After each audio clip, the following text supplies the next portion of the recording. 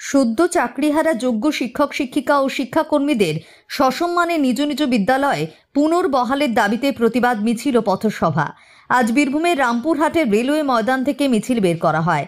আজকের মিছিলে চাকরিহারা শিক্ষক শিক্ষিকা সহ শিক্ষাকর্মী ও প্রাক্তন শিক্ষক শিক্ষিকারা এছাড়াও ছাত্রছাত্রীদের অভিভাবকরা উপস্থিত ছিলেন।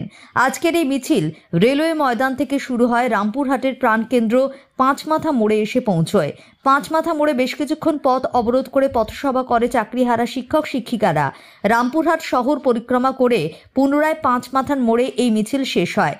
তাদের দাবি, তাদের হকের চাকরি তাদের ফিরিয়ে দিতে হবে এবং সময়ে তাদেরকে আবারও পুনর্বহাল করতে হবে। এই দাবিতে তারা কালকে কলকাতা এসএসসি অভিযানে অংশগ্রহণ করবেন এবং রামপুরহাট শহরেও এই কর্মসূচি চালাচ্ছেন। সিবিআই তদন্তকারী সংস্থা তাদের দ্বারা অপরাধী বা অন্যায়কারী প্রমাণিত হয়নি, অথচ সুপ্রিম কোর্ট আমাদের প্রতি অবিচার করেছে এই এসএসসির অসহযোগিতার জন্যই। এবং স্বমহিমায় আমরা আমাদের জায়গায় ফিরে যেতে চাই। তাই আমাদের পুনর্বহাল করার জন্যই মেইনলি আমাদের দাবি। এই দাবিতে আমরা আগামী কালকে এসএসসি অভিযানে যাচ্ছি এবং আজকে বিশেষ করে আমরা গণস্বাক্ষর কর্মসূচি চালাচ্ছি। জনসমর্থন চাইছি, যেহেতু অযোগ্যদের সঙ্গে অবিচার করা হয়েছে। ভারতবর্ষের সর্বোচ্চ সিবিআই তদন্তকারী সংস্থা, তাদের দ্বারাও আমরা অপরাধী বা অন্যায়কারী বলে প্রমাণিত হইনি, অথচ সুপ্রিম কোর্ট আমাদের প্রতি অবিচার করেছে এই এসএসসির অসহযোগিতার জন্য। তাই যাতে এসএসসি অসহযোগিতা করে সেই জন্য আমরা জোরদার আন্দোলন চালিয়ে যাচ্ছি।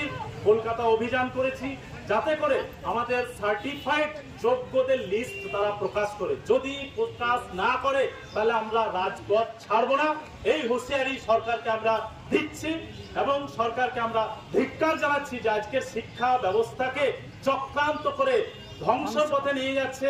যোগ্য শিক্ষক শিক্ষিকাদেরকে রাস্তায় নামিয়েছে।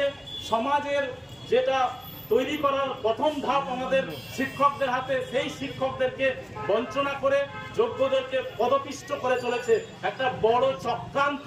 সারা রাজ্যের শিক্ষা ব্যবস্থাকে বেসরকারীকরণের দিকে নিয়ে যাওয়ার একটা প্রবল চেষ্টা চালিয়ে যাচ্ছে চক্রান্ত করে। এবং এই চক্রান্তে সর্বদলের সমস্ত রাজনৈতিক দল জড়িত হয়েছে এমন ভাবে, ভয়ানক ভাবে, যে আমাদের কাছে পরিষ্কার কেউ আমাদের সাথে সাথ দেয়নি। তাই যারা আপামর সমাজের শুভাকাঙ্ক্ষী মানুষ, সমাজকে বাঁচাতে চায়, তাদেরকে আমরা আহ্বান জানাচ্ছি, আমাদের সাথে থাকুন, আমাদের পায়ে পা মেলান এবং শিক্ষা ব্যবস্থাকে আপনারা বাঁচান, ছাত্র ছাত্রীর ভবিষ্যৎকে বাঁচান এবং এই যোগ্য শিক্ষক শিক্ষিকাদেরকে সুবিচার পাইয়ে দিয়ে তাদের যোগ্য জায়গায় স্বমহিমায় ফেরাতে সাহায্য করুন। ডিসেম্বর পর্যন্ত বলেছে স্কুল যাওয়া যেতে পারবে, সেক্ষেত্রে কি বক্তব্য? ডিসেম্বর পর্যন্ত যেটা সরকার আশ্বস্ত, কিন্তু চাকরিহারা যোগ্যরা আমরা মোটেই আশ্বস্ত নয়। তার কারণ ৩১শে ডিসেম্বর ফাঁসির মঞ্চে আমাদেরকে চাপিয়েছে, ফাঁসি হবে বলে আমরা নিশ্চিত হয়ে যাচ্ছি, কিন্তু তার পরবর্তীটাতে আমাদেরকে নিশ্চিত করতে পারেনি।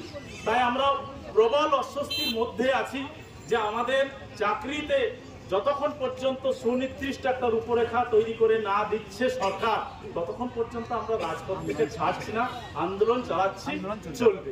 আপনি কোন স্কুলে ছিলেন? দক্ষিণগ্রাম জগত্তারিণী বিদ্যায়তন। কি নাম আপনার? নুরুল ইসলাম। সামনেরটা একটু চলছে চলবে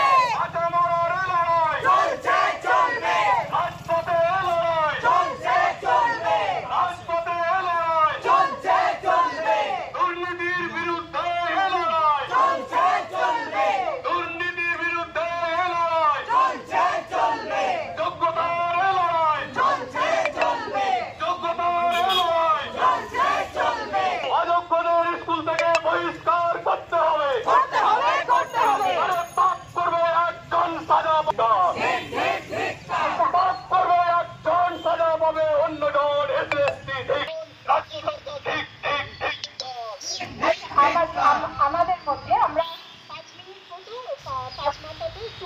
বদ্রে আলম আর আমাদের সেনোসিসের বাবা, আরেকজন হচ্ছেন আমাদের প্রিয় কাকু দয়াময় কাকু, উনিও প্রাক্তন বক্তব্য রাখবেন 2 মিনিট। হ্যাঁ, আপনারা পিছনে মাইক ছাড়া এই ভিড় বেরোবে।